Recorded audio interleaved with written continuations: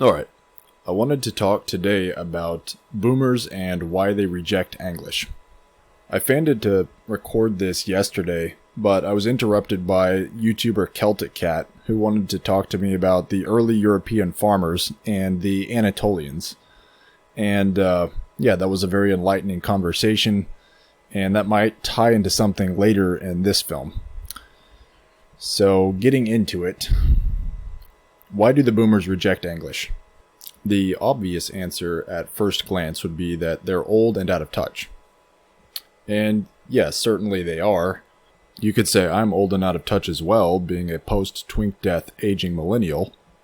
But it's not just being old and out of touch. And it's not only the boomers that I'm talking about, although they are probably the peak of what I'm talking about. I would say most of the hatred of English comes from institutional brainwashing. So, what do I mean by institutional brainwashing? I'm talking about knowledge of the world, or a worldview, or facts, or any of the like that is passed down from institutions to people, rather than from parents to children. Most of our early knowledge we get from our parents. So you're born into a family. If your father and mother are around, you're picking up on language from them. That's why they call it your mother tongue. That's the tongue you learn from listening to your mother speak. And they teach you how to eat, how to walk, oftentimes how to even read a little bit before you get sent into an institution where you learn things that other humans want you to learn outside of your family. Now, why do I call this brainwashing instead of just learning or education? Oftentimes the information you get from these institutions can replace beliefs or information you already had before going into them. Certainly, if you're holding any contradictory beliefs to what the institutions want you to learn, then they will at least make you say that you have replaced it with their information in order to pass tests and proceed forward with that educational path. Just as a simple example of this, and I don't want to get into this debate here because that's not what this video is about, but hypothetically you could have a child that was raised to believe in a young earth and believe in creationism, that there's a creator God that made everything not so long ago, and we just ended up here in current history. And then if you go to most higher education institutions, they would teach you macroevolution as the standard cosmology and explanation for where everything comes from, and disregard creationism.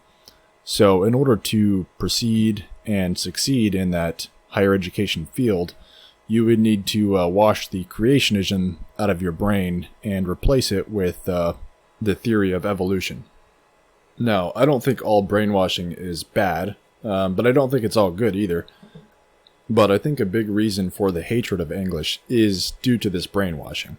So how does this come about? Well, any higher education field of study, and you have many sundry kinds, like, psychology, biology, the STEM fields, engineering, computer science, business, etc., and so forth.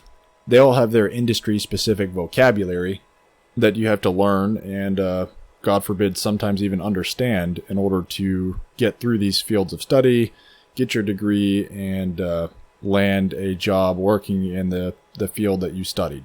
So let's say you're just an everyday churl living in an Anglo country like the United States of America. You speak English. Most of your mother tongue comes from your mother, who mostly spoke in Germanic vocabulary, raising you as a child. And you grow up, you finish your lower level education, and you go into one of these higher learning institutions, and you get through your degree, you memorize all of the Latin vocabulary required to pass your tests and appease your teachers and get through this system. And you get out with your degree. Now you can go, theoretically, if if the job market were any good, you could go get a job in the field of your study and earn more money than you would have earned as a churl doing carpentry or plumbing or electrical work or something with your hands that doesn't require specialized vocabulary. Okay, so now you have this this good-paying job. At least historically, this was the case. I don't think this is the case any longer. But in the past, at least when boomers were going through this whole process, they would go through this process, get their degree, and they would have a quote-unquote good job that paid well and utilized their specialized Latin vocabulary that they learned, and this would lead to prestige.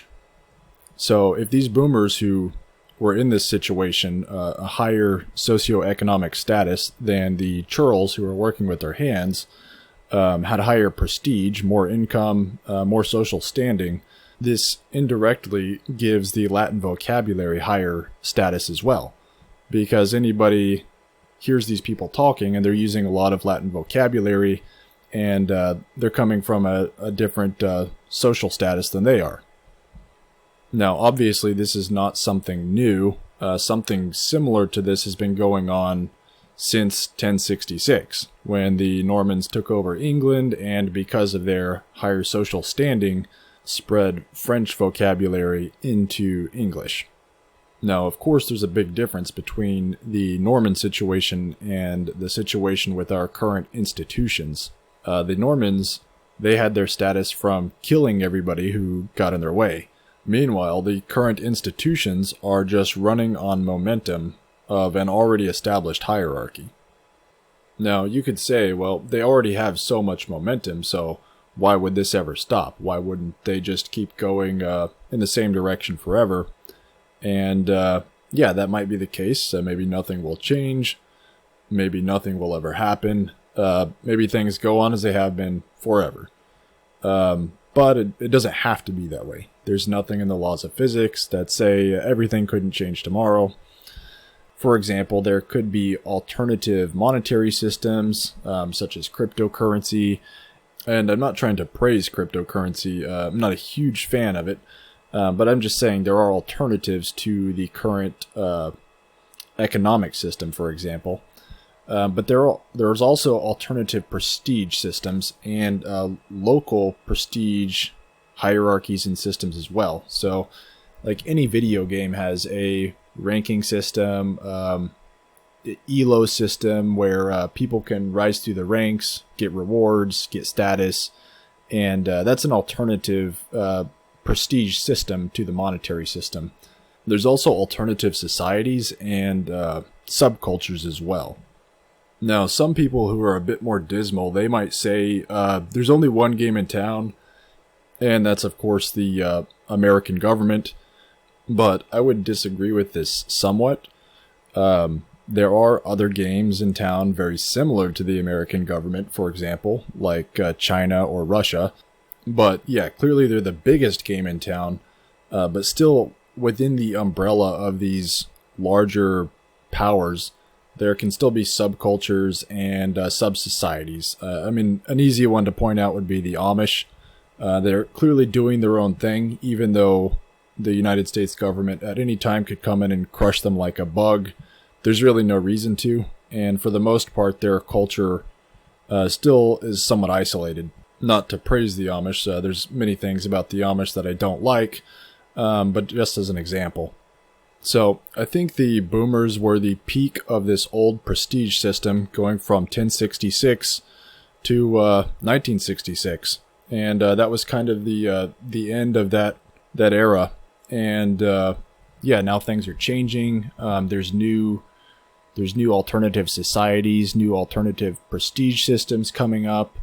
Yeah, things are changing, and probably not for the best. It's probably changing for the worse. But yeah, the world we live in today is not the same world that the boomers grew up in.